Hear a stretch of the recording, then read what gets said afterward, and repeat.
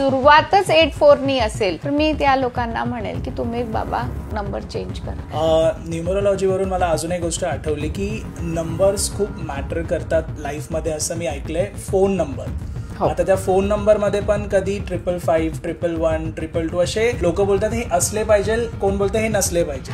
हे काय जरा सांगा. आता मोबाईल नंबर बद्दल आताच का सुरू झालं, आधी नव्हतं. का नव्हतं? कारण मोबाईल नंबर नव्हते इतके.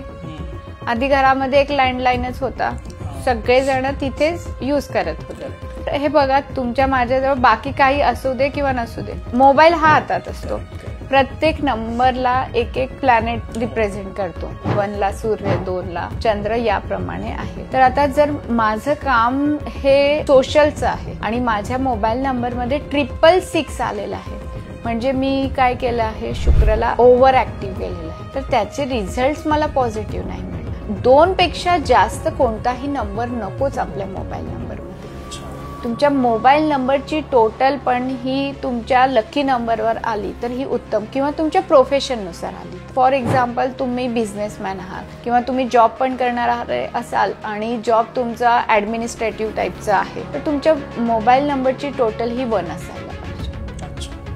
नंबर 2 म्हणजे काय, तर तुम्ही जर तुमचं इमोशनली असं काही काम आहे, पाण्याशी रिलेटेड काही काम आहे, तुमचा छोट्या मोठे तुमचे रेस्टॉरंट आहेत म्हणजे हॉटेल्स वगैरे आहेत, नंबर 2 चालणार आहे. एज्युकेशन फील्डशी रिलेटेड आहात, क्लासेस आहेत, स्वतःची छोटी प्री स्कूल्स आहेत, स्कूल्स आहेत, मोबाईल नंबरची टोटल ही 3 उत्तम आहे. किंवा तुम्ही मीडिया मधले आहात, ब्युटिशियन्स आहात, तुम्ही सोशल मीडियावर तुमचं सगळं काम आहे, तर लक्झरीशी रिलेटेड पण काम आहे, कार रिलेटेड काम आहे, मोठे रेस्टॉरंट किंवा रिसोर्ट आहे, तर त्याची मोबाईल नंबरची टोटल ही 6 येऊ द्या, उत्तम आहे तुमच्यासाठी ती.